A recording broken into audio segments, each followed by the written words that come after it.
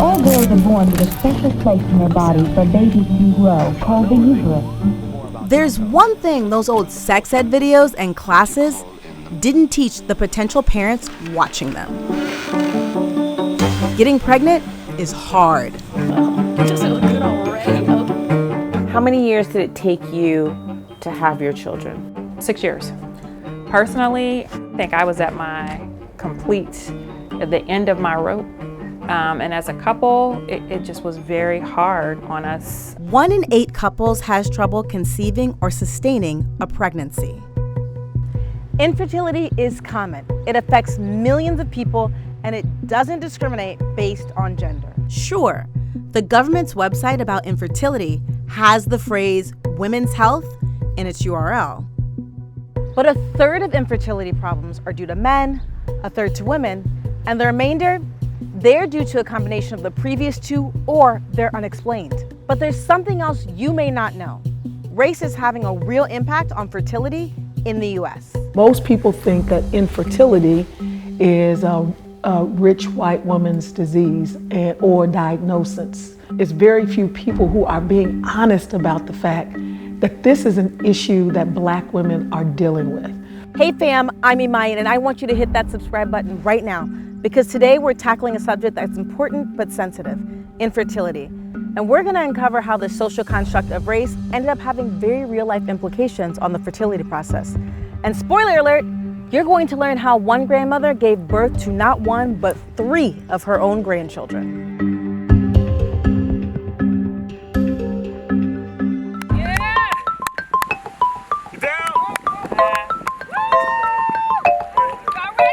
It's the second Sunday in June, and the Hammonds are immersed in their usual weekend routine, travel baseball. They're literally watching their dreams that turned into reality. What's it like to see your children playing baseball, given all that it took to bring them into this world? It is joy. It is pure joy on Saturday and Sunday when I get to sit out in the field and just cheer and be mom and just know that these are my miracle babies, but they're real, and it's a blessing. These moments, this game, these children, they are things Hammond couldn't be sure would be a part of her life. That's because the doctor is one of the more than 6 million American women infertility affects. I felt like my body, my uterus, was created to do one job, and it failed at that.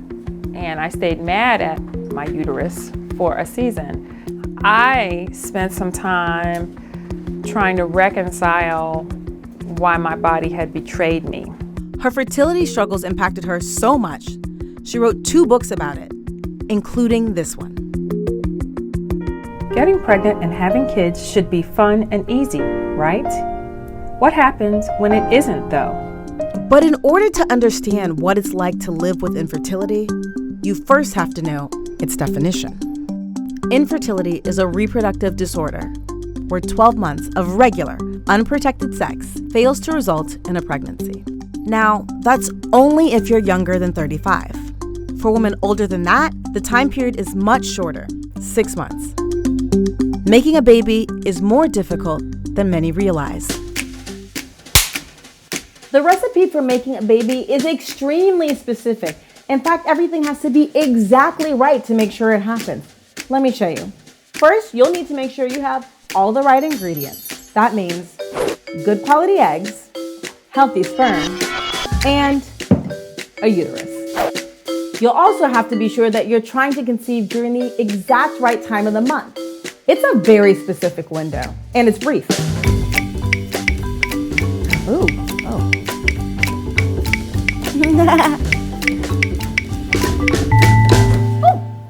Now we're ready. The process begins with something called ovulation. That's when the ovaries release an egg, and that egg then makes its way down the fallopian tube to the uterus. A person is most likely to become pregnant in the days just before, during, or after ovulation. Even then, you'll still have to make sure you have a healthy amount of sperm with the right mobility and shape to make it to the egg, and then 1 to fertilize it. And if everything works, when these things combine, you get a baby. There's so many things that make the already narrow conception process even more difficult. Age, lifestyle habits, general health. For Hammond, it was the incredibly painful uterine condition known as endometriosis, which made her pregnancy pursuits more complicated. And we started having IVF. And about 6 cycles later, when I had not yet conceived, we were told that we needed to consider either adoption or a gestational carrier because even though I was young and healthy, there was no reason to believe that if we continued to do the same thing that we would get a different result. Today, treatments like in vitro fertilization, also known as IVF, are more common than they were decades ago. Whether you know it or not, you may even know someone who's used them. Nearly a third of U.S. adults have either used a fertility treatment or know someone who has.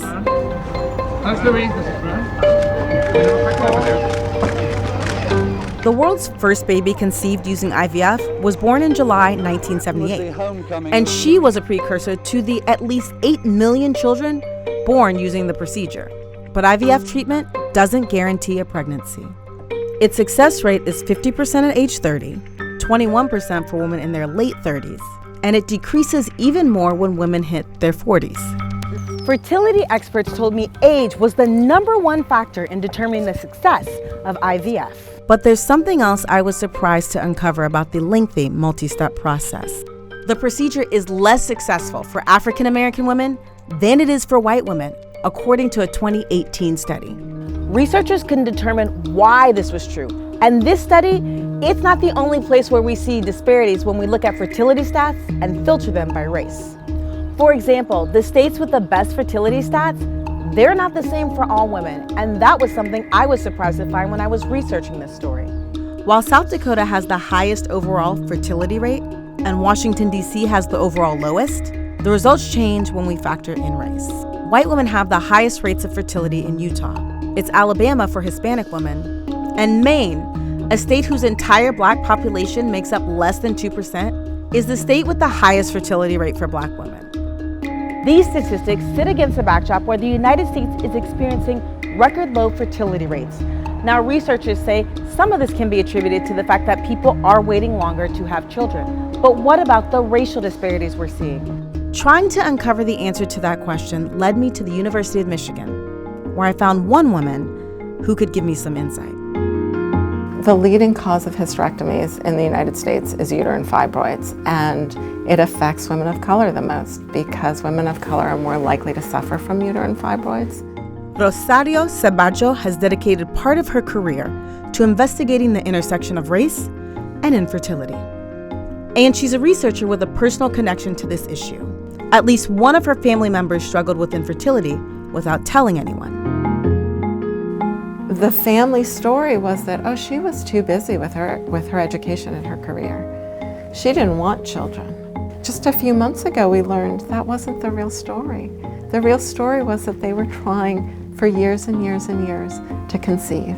Ceballo wants science and academia to have more representation of women of color in fertility research to attain a greater understanding of the condition. The people who were most affected by infertility were not being asked to be part of the research and part of our endeavors to learn more about how infertility affected women and affected couples. You also did a study on doctors, correct? Yeah. What did you find that the doctors knew or didn't know about women of color and fertility? They assumed that infertility influenced white women more so than African American women. And that's really important because remember what I told you earlier. Age is a huge factor in fertility, so a later diagnosis could lead to reduced options. Ceballo already has begun to do the work she'd like to see. She conducted a qualitative study of Black women living with infertility, some of whom had spent more than a decade trying to conceive. Amongst the 50 women who I talked to, only 2 had tried IVF, so most of the women had not done very intensive, very expensive medical treatments. And the most significant finding amongst the women who I talked to was the profound sense of loneliness, silence and isolation. It was incredible to me how many of the women said to me that I was the first person that they had talked to. Her results mirror national stats about race and fertility. White people dealing with infertility are much more likely than Black or Hispanic people to report they've had fertility treatments or know someone who has. Another thing Sabajo's work showed was how much impact class had, or in this case, didn't have in the Black women she was studying. What I found is the lack of agency in medical settings cut across social class lines, it cut across educational level. And then there's the information Sabajo told me, which echoed some of the thoughts of the Black women I interviewed for this story. There has always been a myth that Black women are super fertile. Somehow, somebody has to just look at us and we get pregnant. The stereotype of Black women being exceptionally fertile leaves Black women struggling with infertility, gasping for help. It's an inaccurate belief rooted in the racist history of slavery, the one-time economic engine of the United States. Black women's fertility was fundamental to the financial stability of the country. When people of African descent were brought to North America, our ability to breed was very significant because it impacted the economy. Because they needed a lot of Black women and men and children in order to take care of the economy, the land, the plantations, etc. If they were found to be infertile, there were consequences for that. Stacey Edwards-Dunn is a woman who spent 7 years trying to conceive. She began her journey in 2007, almost immediately after she got married. She and her husband were dealing with female and male factor infertility, so they began a lengthy journey to parenthood. The IVF process is an emotional roller coaster. It's so many feelings that you experience as a woman who struggle with infertility and go through the IVF process. Sometimes it's even hard to put words to that particular process as well. Even as she tried dealing with her fertility problems, Edwards-Dunn was counseling women in her church with similar troubles, none of whom initially knew she shared their pain. As I look back, I think there was some shame even on my part that as minister, I was praying for all of these people and working with all these people, and I was able to help them get babies here. But here it was that I was this minister, and I was not able to, get pregnant. And so I didn't want anybody in my business. For a time, it put a strain on her marriage. But on their 7th IVF attempt, Edwards-Dunn became pregnant with their daughter. Today, Shiloh is 4 years old, and Edwards-Dunn has never forgotten the work it took to get her to motherhood, or how difficult it was to navigate that journey as a Black woman. In March 2013, she started Fertility for Colored Girls, a nonprofit that provides educational, financial, and emotional support to African-American women and couples experiencing infertility. Women of color needed a place, a safe space, where they could share their heart, where they would not be critiqued or judged for their unique experiences that they went through, particularly around infertility.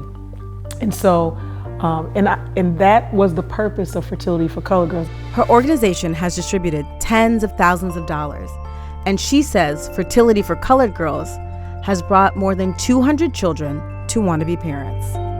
Her path mirrors Hammond's. Like Edwards-Dunn, Hammond spent tens of thousands of dollars in pursuit of motherhood.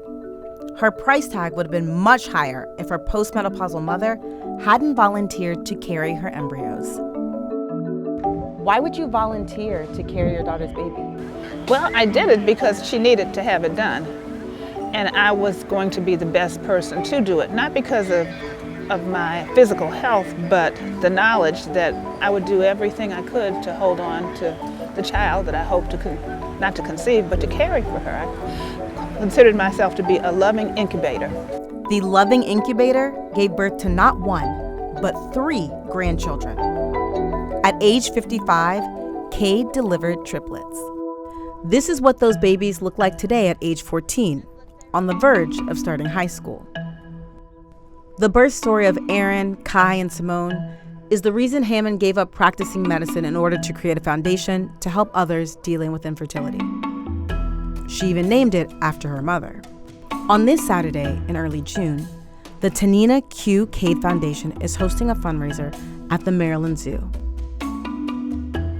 O'er the land of the free and the home of the brave.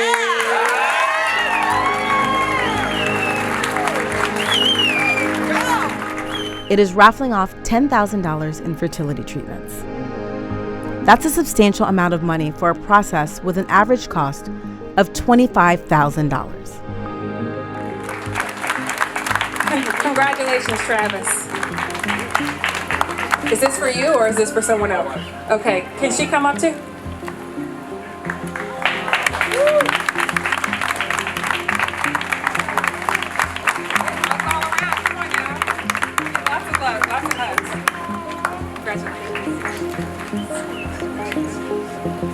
You could go through all this, you could do the IVF, you could have your fertility tested, you could pay all the money and you could still not end up with a baby. And that's something that people need to know. There's no guarantee, but there's no guarantee with anything in life, is there? No? You still try. Until when? Until you decide you want to give up. But for some people, that's not an option. Hey fam, thanks so much for watching. Don't forget to like, share, and subscribe. I learned so much while creating this video. One of the most intriguing things to me was really getting to know the language surrounding fertility. Things like TTC, trying to conceive, and IUI, which some of you may know, intrauterine insemination. Please share your stories with me in the comments below. I've added some links in the description. Let me know what you want me to cover next, and I will be sure to see you next time. Thank you so much for watching.